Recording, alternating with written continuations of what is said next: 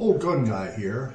Welcome to my 350 Remington Magnum Remington Model 7 KS video. I'm going to discuss a fine old cartridge, the 350 Remington Magnum, an excellent hunting cartridge for all kind of big game, from big bears, anything in the North American continent and large parts of Africa. It's gone out of favor in recent years. It's had several comebacks, and it's currently a hand loader's proposition as they stop making ammunition and components. And the ammunition you do find on the used market is very expensive. But that doesn't always have to be. It deserves to be resurrected, and it might be in the future. I'm going to discuss the cartridge first, and then the rifle. What we're talking about here is the 350 Remington Magnum 35 caliber cartridge. It's a belted Magnum. It shows up there. And it's shortened to fit in a 308 length action, a short action rifle. It was very ahead of its time when it came out in 1965.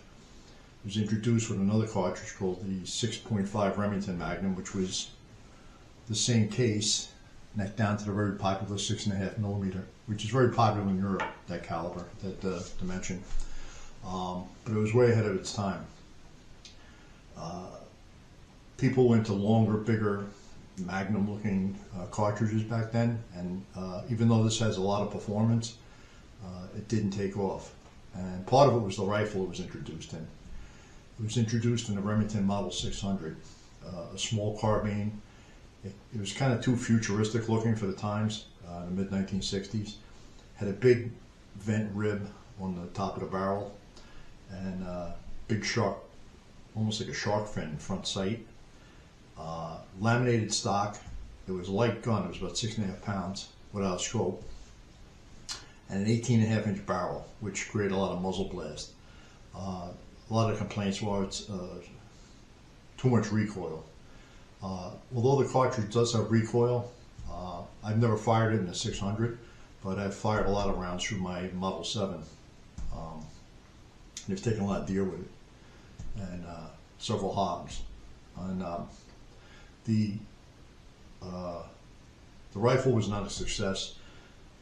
The cartridge and the rifle stayed in production several years. The Remington tried to update it with the Model 660, and the damage was already done. And by 75, they shut down production. Several other companies, ammunition was made all along in the last several decades in batches, on and off. And several other companies, Ruger for one, made their M77 in the 350 Remington Magnum. For a period of time, I had a Mauser that I built into a 350 Magnum, and I hunted a few deer with it. I didn't like the rifle; it was still too heavy, so I ended up trading it off. But the M77, the Remington Model 700, in the old Remington company, pre 2006, being taken over by the hedge fund, produced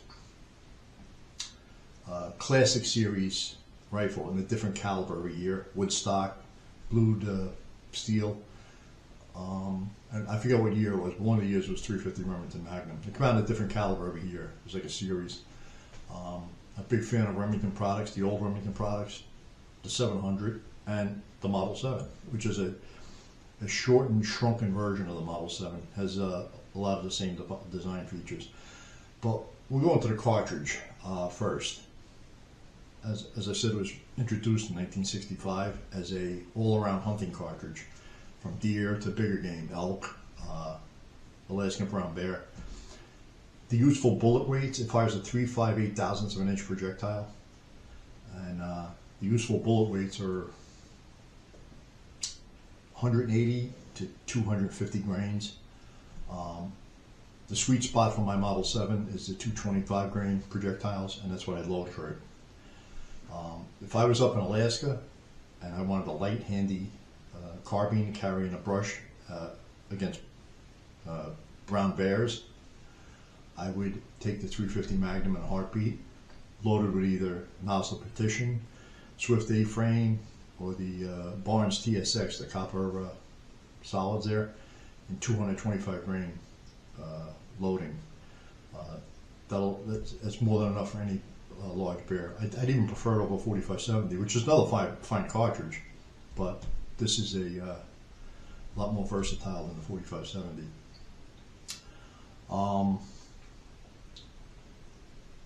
It puts out 35 to 3,800 foot-pounds of energy. That's a lot of energy. Uses mid-range burning powders, rifle powders, most useful in this cartridge. It's a very efficient cartridge. In fact, all the rage now is short, fat cartridges with long for caliber bullets. The compact magnums, the PRCs. In fact, I have a 6.5 PRC here. All the loaded round in the case. I'm going to put the two fire cases next to each other, and they're almost the same size. The 350 Rem Mag is a belted Magnum. It's descended from the 375 H&H, and this is the breed of the new beltless Magnums, the 6.5 PRC. Has the same case head and diameter as the belted Magnums, but without the belt, they get a little more powder capacity. But even with that said, the little brother to the 350 Remington, the 6.5 Remington Magnum, actually bests its modern cartridge by about 100 feet a second. So everything old is new again. A good friend of mine I hunt with, he has a Browning lever action rifle and a 358 Winchester, another oddball cartridge that was extinct. They stopped loading ammunition for it for about 15 years. I was able to get some dies and custom load, 100 rounds from, and I actually had to neck some 308 cases up to 358, and that's what the 358 Winchester is, a 308 necked up to 358. He's taken a lot of deer with it, but it's come back into favor. With the proper rifle, like this Model 7, this cartridge should come back into favor.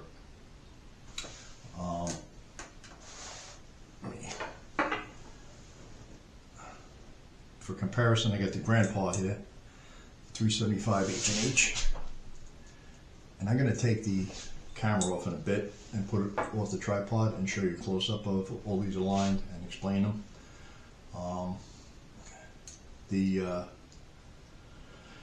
the early 2000s, they revived this cartridge with the Remington 673 rifle and another laminated stock rifle.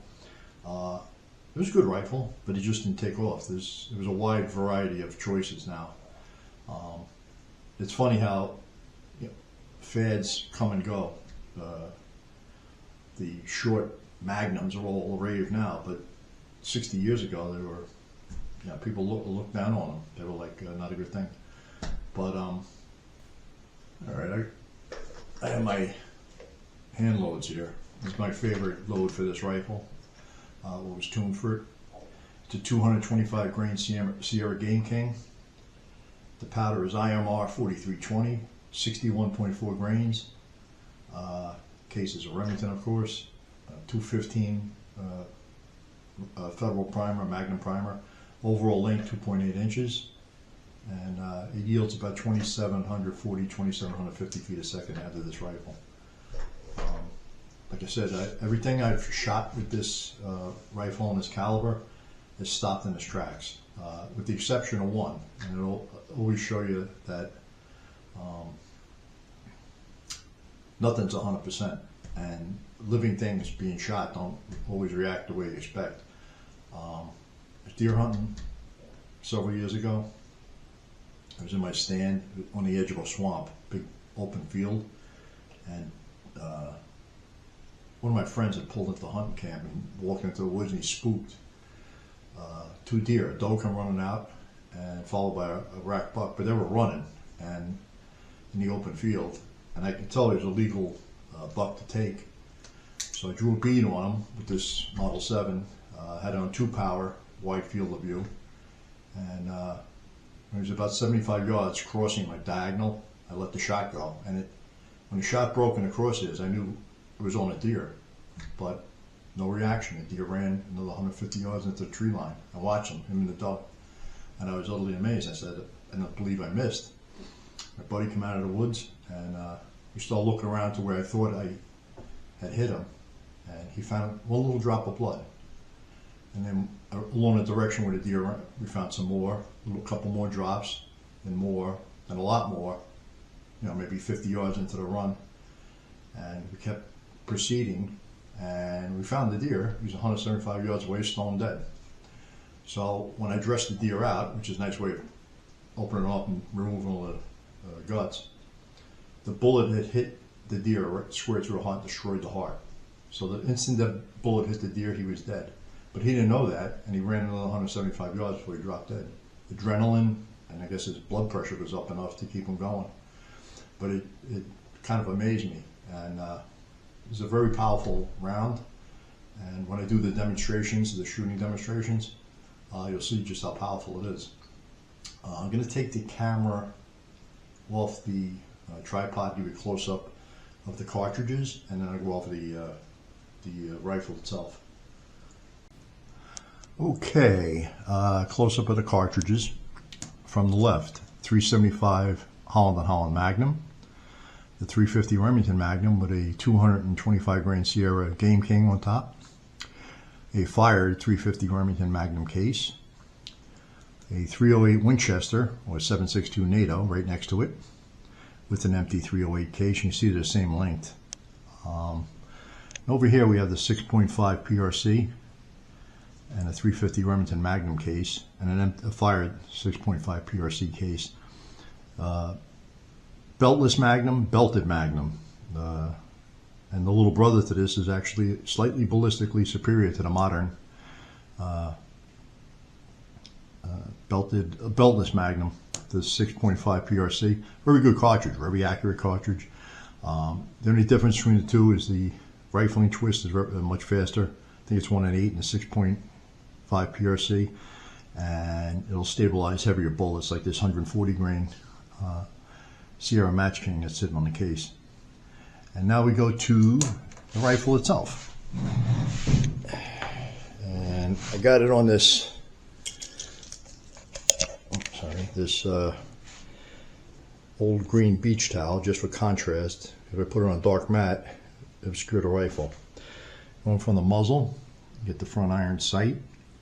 This entire barrel in action is a nice, rich, deep, dark blued. Some of the Model 7 KS's, and that's what this is from the custom shop, came with matte finish on the steel and a gray fiberglass or some type of synthetic stock. This, I believe, was made for Remington by Brown Precision. It's like a camouflage type stock. All right, I've removed the rear sight. I have it, but it was in the way of the scope. As far as an optic goes, I got a Burris. This is one of the Philippine-made ones, not the American-made ones. Bought it about 15 years ago. It's a 2x7 by 35 millimeter objective, and redfield type rings. You can see the short action. Keep that up here. It's got a 3-shot magazine internal, 2-lug bolt, basically a slightly smaller version of the short action Remington 700.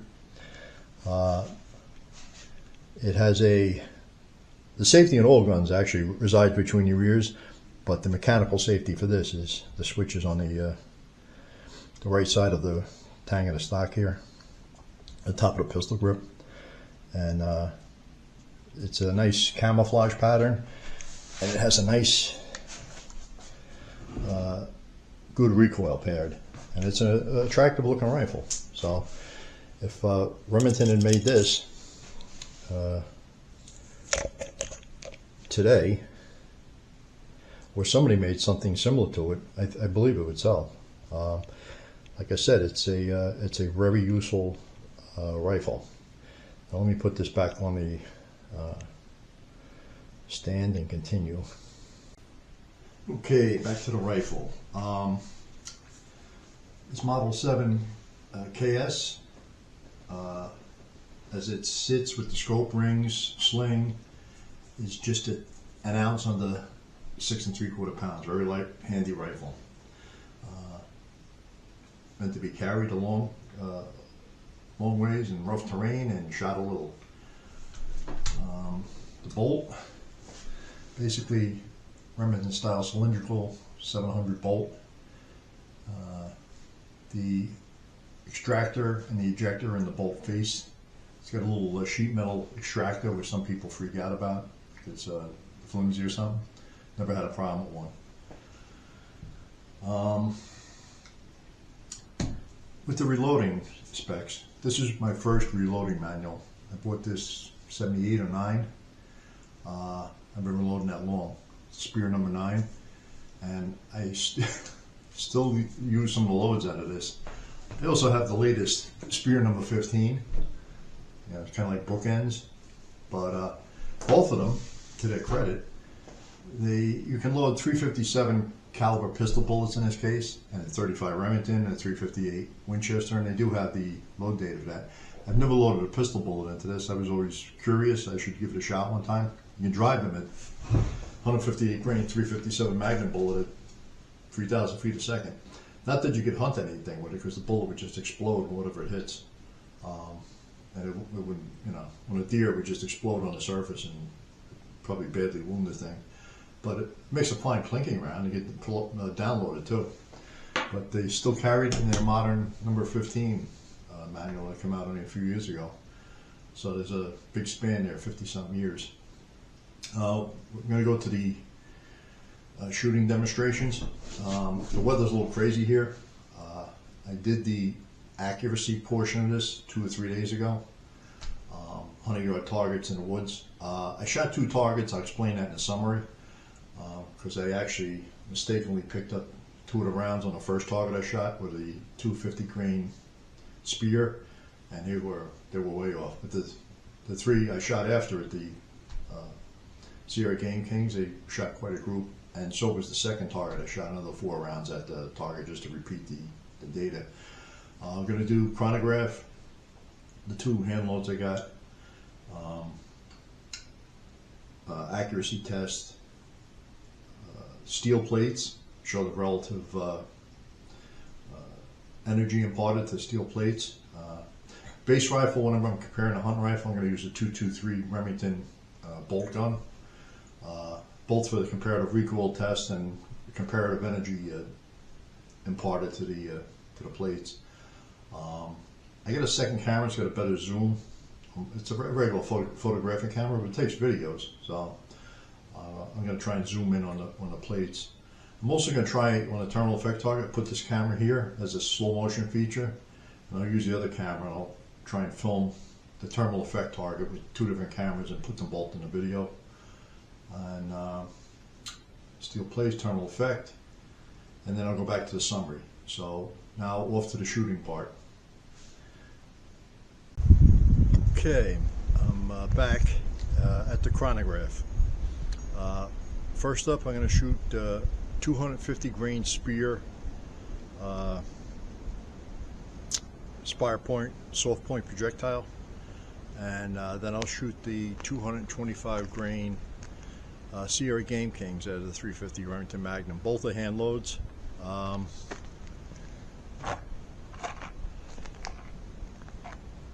The 250 grain spear, it's 57 grains of Winchester 748 Federal 215 Magnum primer, and reloaded about 10 years ago. It says 2380 on the box, so we'll see what it does. Got to put the camera on the chronograph so you can read the shots. Okay, first up, 250 grain spear.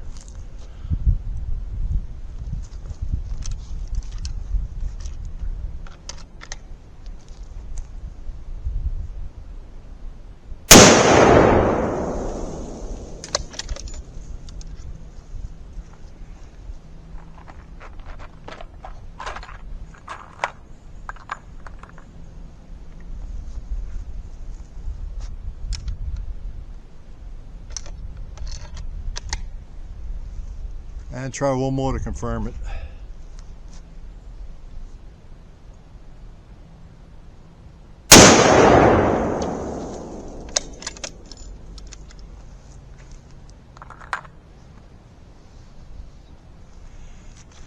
And now the 225 grain Sierra Game King.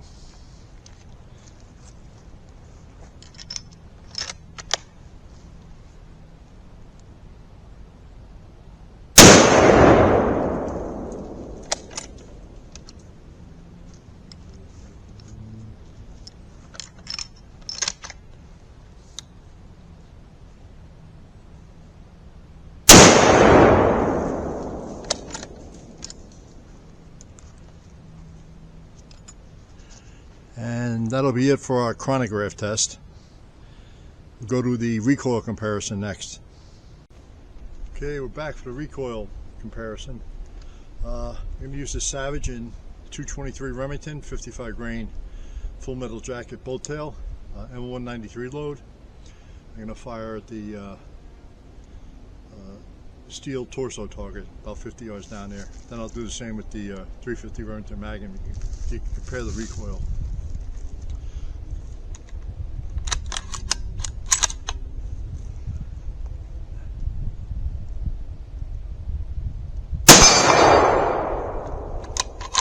Pretty mild. I'll get the 350 Magnum.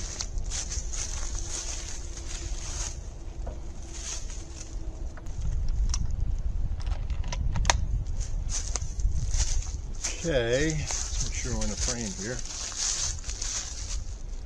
And the same thing.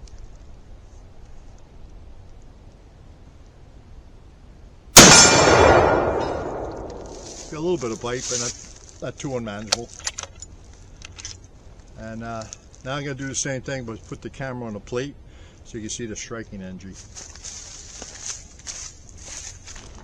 Okay, I decided to shoot these little circle plates instead. See how much they really swing. Center plate will be the 223 Remington and the 350 Rem Mag and the Model 7 on the right plate.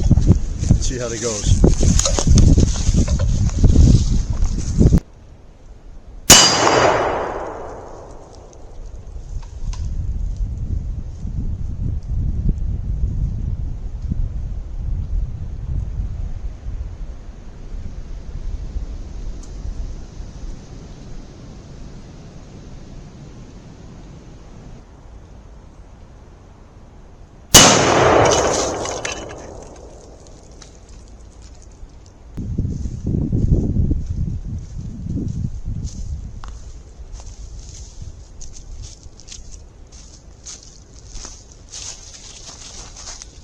And that was back about 30 yards. Obviously you can see the energy difference. Plates are tough though, no marks. It was about 30 yards. So that's a comparison of the energy from the 350 Remington Magnum. Steel plates. Okay. We're at our accuracy target. 100 yards. Measure with a laser rangefinder from the bench. This will be the aiming point. Shoot print high because I generally sight all my hunting rifles in for 200 yards. And with this load, 2.5 inches high at 100 would be 0 to 200. And we'll get shooting. Either 3 or 5 shots, whatever I feel like. We'll see what we can do. Obviously, my long walk back and forth I edited out of the video, so you just see the shots. I'm heading back to the bench now, and zoom in, and should be able to see the shots there.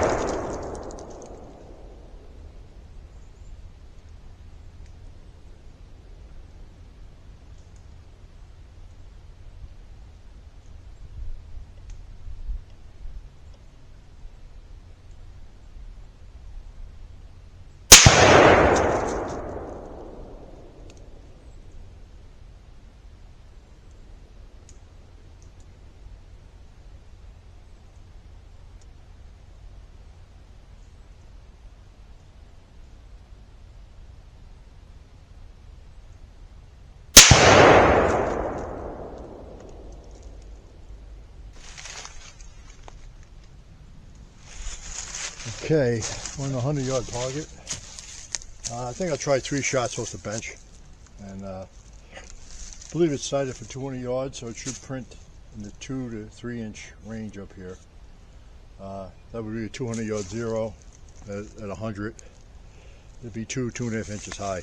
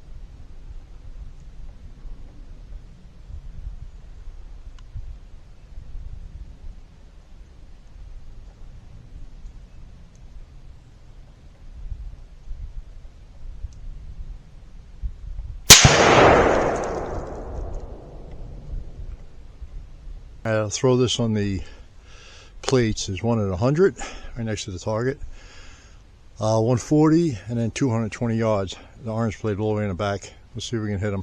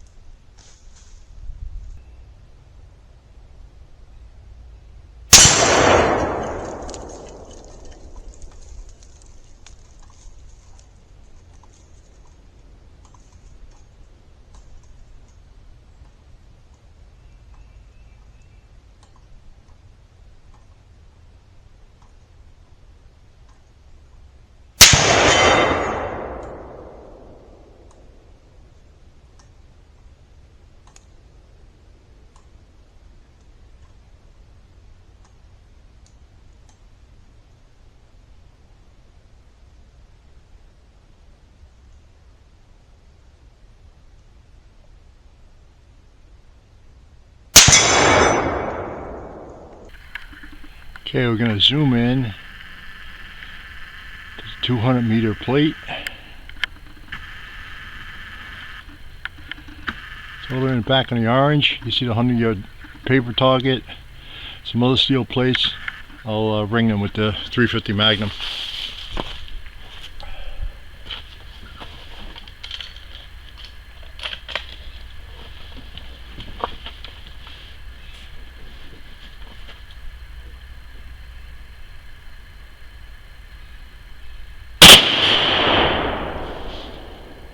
There's one on it.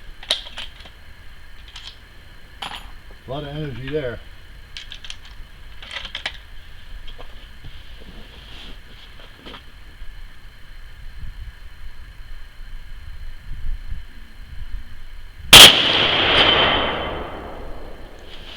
And that's a 200-meter plate.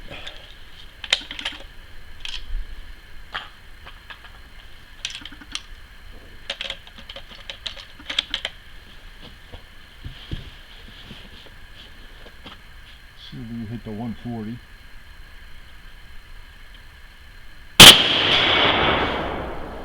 And yes, no problem.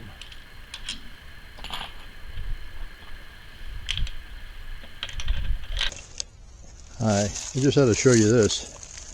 This steel plate was hanging on a big I-beam old-fashioned log splitter, standing straight up. And he hit one shot with it with the 350, but it knocked the plate and the whole assembly over in a big bowl that it was holding the base down. It's got a lot of power, that cartridge. Okay, we're back. Got this terminal effects target here. I got 7 water jugs. 1, 2, 3, 4, 5, 6, 7. I got a piece of 3/4 inch plywood between each water jug. Not my usual thing, but maybe we could catch a slug if we're lucky. And a piece of 2x6 at the end of it, a 2x8.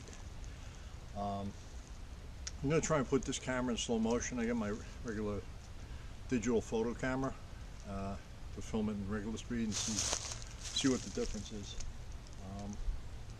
Let's get to it. One shot, 225 grain Sierra Game King bullet, 2,750 feet a second, Remington 350 Magnum, Model 7.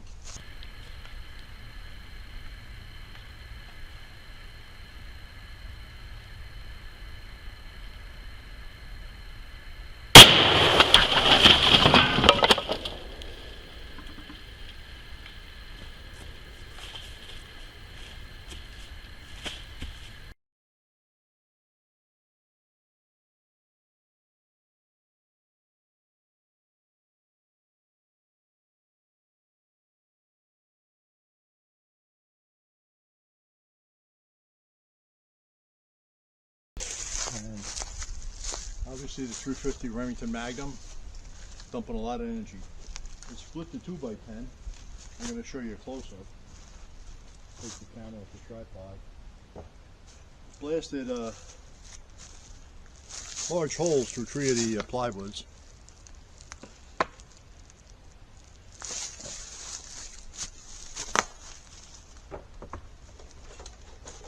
Basically vaporized the first 3 jugs.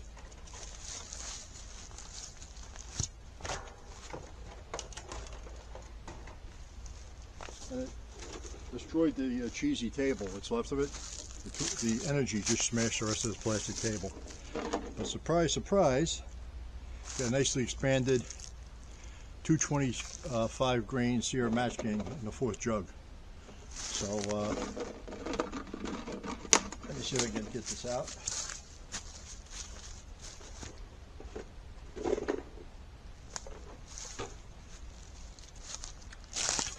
And I'll take the camera off the tripod and come in close. Okay. These are the 3 jugs. 1, 2, 3. This is a big split right down. It goes about 5 feet up the board, the crack. That's the projectile just recovered out of the 4th jug. See if this camera, take a close-up. And this is the 4th jug. Obviously split 1, 2, 3, 4, 3 sheets of plywood. I should have numbered them. There's a massive hole in this chunk of plywood here. And same thing, exit, entrance, and then I don't know how I had this one set up, but entrance and exit. So at least I got 4 jugs left. That'll be it for the terminal performance test. We'll cover that in the summary. And we're back for our summary. What I forgot to mention in the intro, I first got my interest in the 350 Magnum cartridge in an old hunting camp of mine about 30 years ago. One of the old timers had a Model 600 in that cartridge. And I seen him kill several deer with it, and it impressed me. The rifle didn't. I didn't like to look at a rifle, but the cartridge did. But as a side note, as we went outside to do the shooting, we did the chronograph data. The 225 grain Sierra Game King load, hunting bullet, bolt tail soft point, bolt tail soft point projectile, and a Spear 250 grain. It might be a deep curl bullet, flat based. I loaded that just from a while back, just because I had some extra components on hand. The bullet weight for my particular gun, the Model 7 that it likes, is a 225 grain. the chronograph reveals, shot the 250 grain spear first, velocity average 23 feet per second, with 3,258 foot-pounds of energy. That's a lot of energy. The 225 grain Sierra Game King, boat tail soft point, the velocity average was 2,745 feet a second, and the energy was 3,764 foot-pounds of energy. That's a lot of energy. The trajectory of that load, run on Sierra Infinity software, the ballistics, it gives you 10-yard increments, 25-yard increments, but using a 200-yard zero, that load will be 2.5 inches high at 100, 10.7 inches low at 300. The velocity at 100 is 2514. The energy is 3158, 3,158. At 200 yards, the velocity is 2303 and 2,649 energy foot-pounds. And at 300 yards, it's 2,102 feet per second and 2,207 foot-pounds of energy. That's a whole lot of energy. That's almost double what a 55 grain 223 Remington round is at the muzzle at 300 yards. Not that I'm getting on the 223 Remington. It's a fine cartridge, and within its design parameters, it's excellent for what it was intended. Basically, the main use for this cartridge or this rifle is a 0 to 300 yard hunting cartridge for, I guess, on the low end, antelope. You could take a 300 yard shot with the 200 grain, the old core locks, Remington core locks, Spire Point, or some of the other makers. If you hand load, that size game up to, deer, elk, moose, caribou, big bears, African plains game, heavier African game, but they have caliber restrictions in Africa with the dangerous game. You need a 375 H&H or 40 caliber depending on the country. But it is a very capable cartridge for what it was designed for. It's very versatile. Had Remington come out with this cartridge in that Model 7 back in '65, I'm sure it would have been a lot more successful. We did a recoil comparison. Obviously, I want to use any type of rifle. The base rifle is a 223 Remington Savage bolt gun, just to give a base comparison. The recoil on a 6 3/4 pound 350 Remington Magnum with Sierra Game Kings going 2,745 feet per second. It gives you some recoil, but it's not overwhelming if you're properly holding the rifle. Obviously, if you're going to shoot that load off the bench for 20 rounds, your shoulder's going to be sore, because off the bench, any rifle, the recoil is magnified for some reason. I guess it's just your body position. I found that to be over the decades of all the different ammos I've tested. We went to the steel plates, round plates, 8-inch round plates, 3/8-inch plates. I shot them for like 30 yards. You saw the energy imparted with the 223, and then with the 350 Remington Magnum, quite a difference. It flipped the plate all the way around, knocked the whole fire extinguisher out off up there, off the top. I also used 2 cameras and shot the plates at distance. The 220 yard plate, 200 meters away, 140 yard, 100 yard plate, and on the one camera, the Fuji regular photo camera, you could zoom in, you could actually see it quite well, the impacts. I left the camera out at 100 yards or 70 yards to film the impacts. And you can see it, the 220 yard on this camera, you can't see that good. We then went to an accuracy target. The accuracy target, it's been cold and rainy and icy out here, and when I sat on the bench, I mistakenly took the spear loads, the first 2 shots on the first target. They were the spear 250 grain, and the first shot I definitely pulled because my little rest, for the fore end. It was, it's icy, it slipped. And then the second shot, it was off to the right, like way off, like 6 inches. I realized then the next 3 I shot with a 225 grain Sierra that the gun likes, and it shot basically a little over half a minute of angle. I had to look at the camera and review the footage, but you can see I'm basically going through almost the same holes. This was the first target. I don't know if it shows up, but that's 3 bullets in that little hole there. That's some sub MOA for a Magnum carbine hunt rifle. Pretty damn good.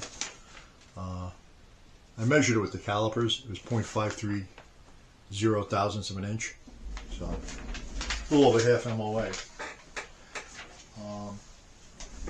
I set it up again, fresh target, and repeated the shots, but this time I made sure I had 4 of the 225 grain Sierra Game Kings. I also adjusted, as the bullets were printed 2 inches off to the right 100, I adjusted the scope before I fired the second group, and I over adjusted the windage just a hair, so they're a little off to the left, but here they are.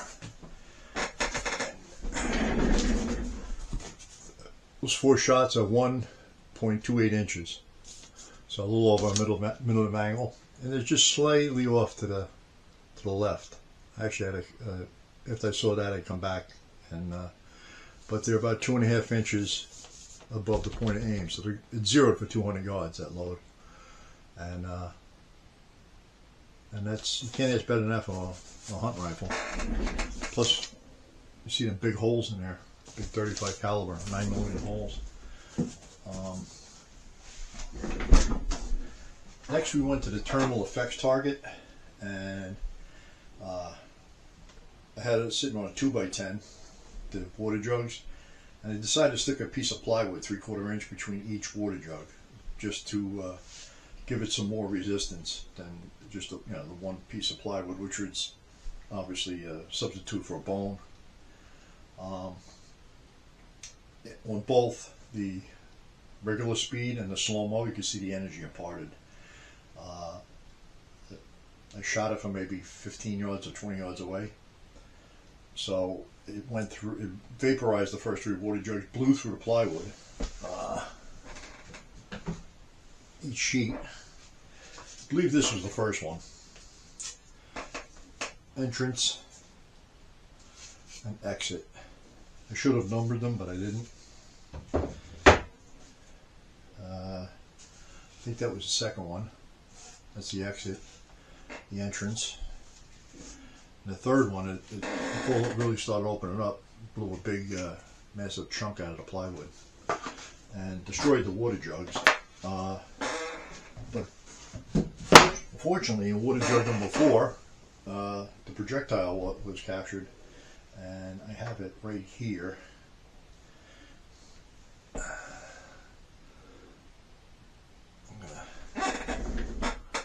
kind of hard to hold it because it's smashed up pretty damn good. That's it. It's mushroomed out quite a bit. That's the base of it.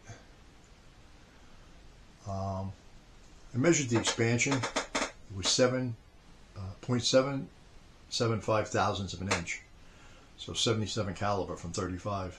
And I weighed the projectile on my reloading scale, and it was 188 grains of retained weight from the original 225. And if I did my math right, that comes out to about 83.5% of retained weight for this slug. And these are not, premium hunting bullets, like a nozzle partition or a Swift A-frame or a Barnes TSX. And if I was up in bear country with Alaskan brown bears, that's what I would load in this cartridge. 225 Swift A-frame with a nozzle, the original nozzle partition. That's a very good bullet too. Or the newer Barnes TSX. But it's it shows you the power of that thing. It split the 2x10 5 feet down, put a crack right down the middle of it just from the energy imparted. It actually dosed this camera that I had in slow motion pretty good, even though I was back 20 feet. And it gave you a pretty good idea of the energy and the power of that cartridge and that little carbine. And terminal effect. Basically, its primary use is a fine hunting cartridge, especially in timber. You know, you're going to take a 200-yard shot at an elk or whatever. And it's got plenty of power to put them down and anchor them.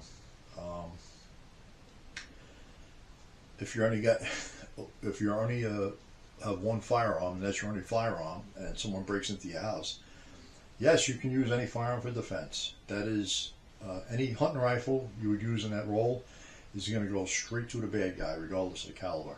High-powered rifle round. 308, 3006, this 350 Magnum, whatever you got, 300 Winchester Magnum, 7mm Magnum. Just be aware, whatever, you know, if you're lawfully defending your life, take that into account that you better know what's behind the bad guy. You don't want to pop a family member. Hopefully you never have to use it in that role. It's not really optimized for that. But any scope-sighted hunting rifle can be employed as a longer range defensive tool, depending on the situation. But that's going off into the weeds.